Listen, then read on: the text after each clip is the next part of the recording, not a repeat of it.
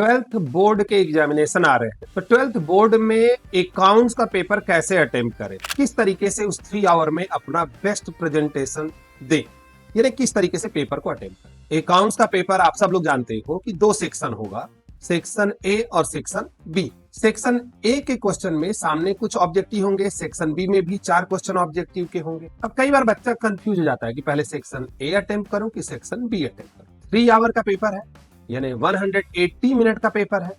तो मैं आपको बता दूं कि सेक्शन ए 60 मार्क्स और सेक्शन बी 20 मार्क्स का है। सेक्शन बी के लिए आपके पास कम से कम 1 घंटा बचना चाहिए, यानी सेक्शन ए आप 2 घंटे में सॉल्व कर ले और सेक्शन बी के लिए 60 मिनट, 1 घंटा अगर आपके पास बच रहा है तो टू गुड। बट अगर 60 मिनट नहीं बच रहा है तो आप बोर्ड में पैनिक मत होइए, 50 मिनट भी सेक्शन बी के लिए इनफ है। कई बार थोड़ी सी विपरीत परिस्थिति भी चल रही है, सेक्शन ए में ज्यादा टाइम आपका लग गया तो 45 मिनट भी सेक्शन बी के लिए इनफ। बट 45 मिनट से कम अगर आपके पास बच रहा है तो सेक्शन बी में थोड़े प्रॉब्लम हो सकते हैं, यानी 1 आध 2 क्वेश्चन छूटने की संभावना है। यानी सेक्शन ए 2 घंटे 10 मिनट में बन ही जाना चाहिए। अब कुछ बच्चों को मैं ये भी बताना चाहूँ कि आप चाहें तो पहले सेक्शन बी बनाए, सेक्शन बी पूरा सॉल्व करने के बाद में सेक्शन ए बनाइए। लेकिन बच्चे कई बार लगता है कि नहीं, मैं तो पहले सेक्शन ए बनाऊंगा इसके बाद बी बनाऊंगा।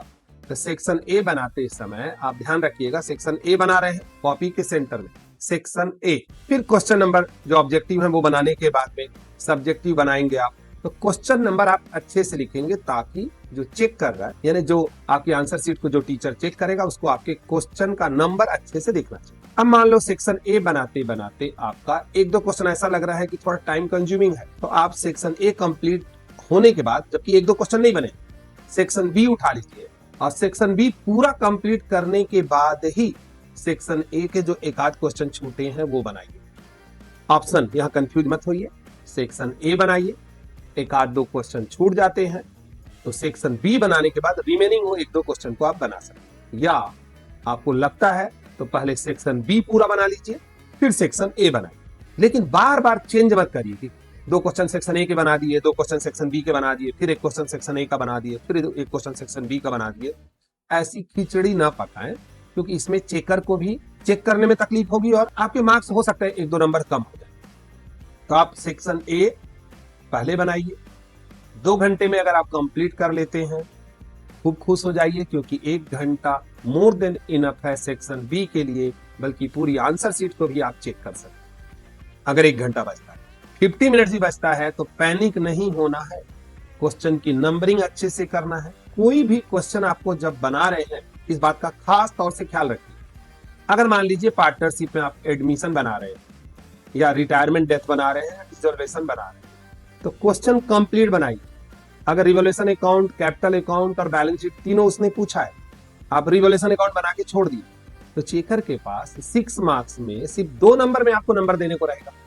लेकिन आपने रिवोल्यूशन अकाउंट बनाया है, कैपिटल अकाउंट बनाया है, बैलेंस शीट बनाया है और तीनों बनाने के बाद में आप भले क्वेश्चन आपसे गलत बनाए तो स्टेप मार्किंग में आपको ठीक ठाक मार्क्स मिल जाएंगे।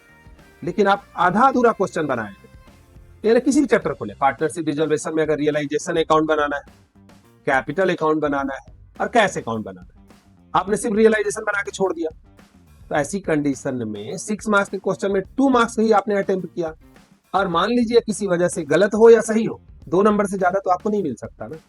तो इस बात का आपको बहुत ज्यादा ध्यान रखना है कि क्वेश्चन कंप्लीट बनाए, स्टेप मार्किंग होगी। बहुत परेशान, कोई भी क्वेश्चन उठाए, जो भी क्वेश्चन उठाए, शांत मन से, पीसफुल मन से उस क्वेश्चन को पूरा बनाएं।